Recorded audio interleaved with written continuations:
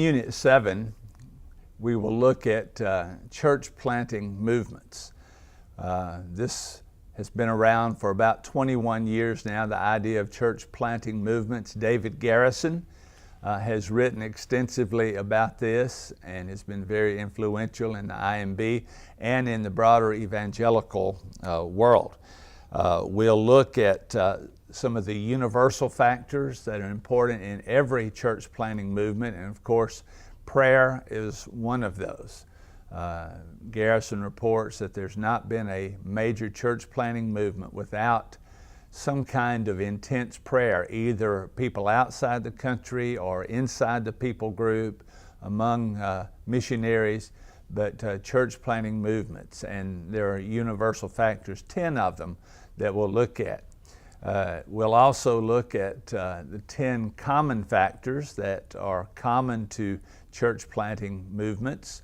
These are not universal and are not found in every one of them, but an example of a common factor is that it is in the heart language of the people. The gospel spreads among the people group in the heart language of the people group. There are some church planting movements that have spread in other than the heart language, but it is important to look at the heart language. We'll also look at some of the obstacles to church planting movements, some things that because of tradition or other factors, organizations, entities, denominations seek to put into practice that actually slow down the growth of a church planting movement. Had the opportunity one time in Central Europe to do some mission work, and I was asked by a national missionary to go and preach in a village location under some trees. I was happy for the opportunity, and I thought, as he had heard me preach, he must have liked my sermon.